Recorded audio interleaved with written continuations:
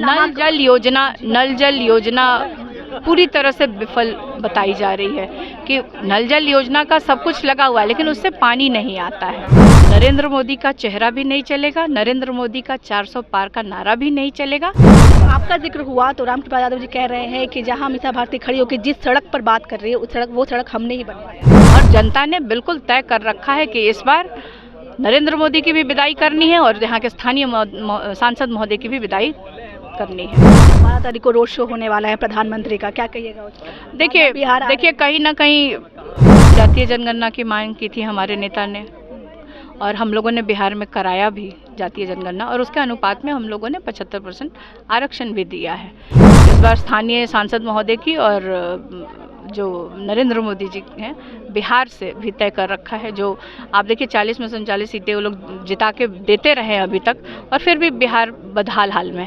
ना तो बिहार को जो वादे किए गए थे कि स्पेशल पैकेज मिलेगा, विशेष राज्य का दर्जा। नमस्कार, मेरा नाम प्रीति है, आप लाइव लॉन्ग देख रहे हैं और अभी हमारी मौजूदगी जो है वो फुलवारी शरीफ में है और हमारे साथ पाटलिपुत्र प्रत्याशी मीसा भारती जी हैं। उनसे पूछेंगे कि मैम आप पाटलिपुत्र के लगभग हर जगह घूम रहे हैं, कैसा फीडबैक मिल रहा है? देखिए जनता का फीडबैक तो एक तरह से उसमें कहा जाए कि बहुत अच्छा है, रिस्पांस बहुत अच्छा है इंडिया गठबंधन के प्रत्याशी के तौर पे। और लेकिन वहीं पे आप देखिए कि पाटलिपुत्र, खासतौर पे पाटलिपुत्र क्षेत्र में नरेंद्र मोदी जी के खिलाफ और स्थानीय सांसद महोदय के खिलाफ काफ़ी आक्रोश है, क्योंकि कहते हैं कि अभी तक 10 वर्ष बीत चुके हैं और प्रधानमंत्री जी भी 10 वर्षों से हैं और यहाँ के स्थानीय सांसद महोदय भी 2 बार उनको भी मौका दी 10 वर्षों से हैं। लेकिन एक बेसिक जो नीड होता है, जो मूलभूत सुविधाएं भी इस क्षेत्र में वो पूरी नहीं हुई हैं। सबसे ज़्यादा अभी त्रस्त है जनता पाटलिपुत्र की तो वो पीने के पानी से। नल जल योजना पूरी तरह से विफल बताई जा रही है कि नल जल योजना का सब कुछ लगा हुआ है लेकिन उससे पानी नहीं आता है। तो बात करें, कल जो है नामांकन था रामकृपाल यादव जी का, जब उनसे हमने क्वेश्चन पूछा कि आपके कामों पर सवाल उठ रहे हैं, विपक्ष सवाल उठा रहा है, तो वो कह रहे हैं कि मुझे सर्टिफिकेट नहीं चाहिए, मुझे गर्व है, मैंने काम किया है। देखिए मैं भी कोई सर्टिफिकेट देने वाली नहीं हूँ, ये तो जनता सर्टिफिकेट देती है ना, तो मैं जनता के बताए हुए कामों को मैं बता रही हूँ। आप किसी भी क्षेत्र में आप मतलब 6 विधानसभा है पाटलिपुत्र का, आप कहीं भी चले जाइए आपको यही सुनने को मिलेगा जनता से। और सबसे बड़ी बात है कि जो स्थानीय सांसद महोदय हैं कभी वो अपने चेहरे पे चुनाव लड़े ही नहीं है, तो उनको पता क्या है, ना वो अपने काम पे चुनाव लड़ते हैं ना अपने चेहरे पे चुनाव लड़ते हैं। वो लोग तो नरेंद्र मोदी का चेहरा दिखा करके कि वोट तो हमको थोड़ी देना है, वो तो नरेंद्र मोदी को देना है, तो वो लोग जनता को ऐसे बहला के फुसला के इस तरह से वो लोग वोट लेते हैं। लेकिन इस बार नरेंद्र मोदी का चेहरा भी नहीं चलेगा, नरेंद्र मोदी का 400 पार का नारा भी नहीं चलेगा। इस बार सिर्फ चलेगा तो पाटलिपुत्र की जनता का चलेगा और जनता ने बिल्कुल तय कर रखा है कि इस बार नरेंद्र मोदी की भी विदाई करनी है और यहाँ के स्थानीय सांसद महोदय की भी विदाई करनी है। जब आपका जिक्र हुआ तो रामकृपाल यादव जी कह रहे हैं कि जहाँ मीसा भारती खड़ी होकर जिस सड़क पर बात कर रही है वो सड़क हमने ही बनवाया है। अब इसके लिए मैं क्या कहूँ आपको, मैं अभी आज क्योंकि पाटलिपुत्र क्षेत्र के फुलवारी में मैं थी और जो सड़क था एम्स के सामने, अगर आप अभी आप चले जाएं तो उसकी दशा देख के शायद सब लोग दुखी हो जाएंगे, क्योंकि वहाँ नाले का पानी, मतलब आप इतना पानी वहाँ पे लगा, मैं तो परेशान हो गई हूँ। तब से मेरे दिमाग में यही चल रहा है कि लोग वहाँ चलते कैसे होंगे, इतनी बदबू मार रही है और वहाँ पे कर रही है। और ये सुशासन, डबल इंजन की सरकार है ना, देश में नरेंद्र मोदी जी हैं, राज्य में हमारे नीतीश कुमार जी हैं और फिर भी ये स्थिति है। लोग कहते हैं कि स्मार्ट सिटी बनाएंगे, तो ये है स्मार्ट सिटी। 12 तारीख को रोड शो होने वाला है प्रधानमंत्री का, क्या कहिएगा उस पर? देखिए कहीं ना कहीं उन्होंने कोई काम नहीं किया इसीलिए उनको रोड पे आना पड़ रहा है। हेलीकॉप्टर इन पर भी सवाल किया तो उन्होंने कहा कि ये तो प्यार है बिहार के लिए। नहीं तो वो प्यार जो फुलवारी के एम्स पे उस सड़क पे कर लेते।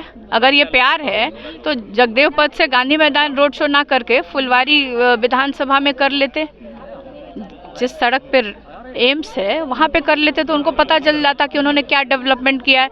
10 वर्षों तक उन्होंने देश में कौन सा डेवलपमेंट का काम किया है। यहाँ जो सरकार है जेडीयू की, उन्होंने कौन सा डेवलपमेंट का यहाँ पे काम किया है।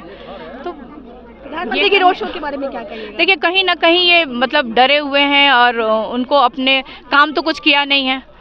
और मुझे लगता है कि जो तेजस्वी ने 17 महीनों में जो करके दिखाया है बिहार के नौजवानों के लिए, 5 लाख सरकारी नौकरी देने का काम किया है, तो कहीं ना कहीं तेजस्वी ने प्रधानमंत्री को हेलीकॉप्टर से सड़क पे उतार दिया है।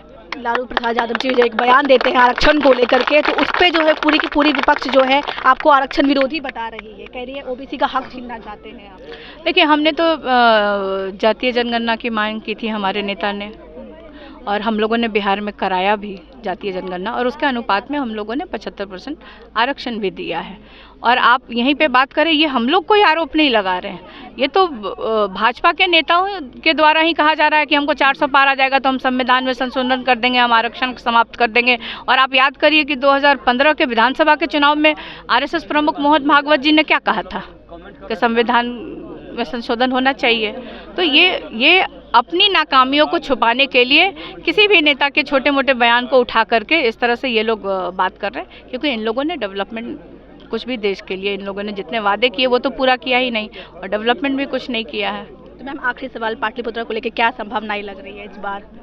बिल्कुल, देखिए पाटलिपुत्र में जैसे मैंने बताया कि जनता ने इस बार तय कर रखा है, बिल्कुल बिल्कुल तय कर रखा है। और इस बार स्थानीय सांसद महोदय की और जो नरेंद्र मोदी जी हैं बिहार से भी तय कर रखा है। जो आप देखिए 40 में 39 सीटें वो लोग जिता के देते रहे हैं अभी तक, और फिर भी बिहार बदहाल हाल में।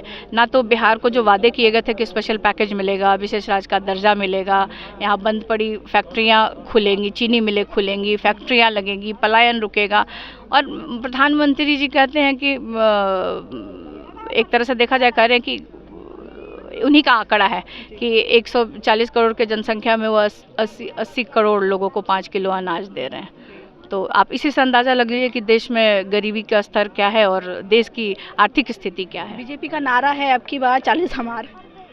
अब तो मुझे नहीं लगता है, 3 चरणों का चुनाव हो चुका है और 40 सीटों में से बिहार में और एक भी सीट मुझे नहीं लगता है कि भाजपा और एनडीए गठबंधन यहाँ जीतने जा रही है, क्योंकि हमेशा इन लोगों ने जुमलेबाजी की, झूठ बोला, सब कुछ किया, और जनता के लिए इन्होंने कोई काम नहीं किया। तो जनता त्रस्त है। पाटलिपुत्र की प्रत्याशी है, आपने इनकी बात सुनी, बाकी आपकी क्या राय है आप हमें बताइएगा। तब तक के लिए धन्यवाद।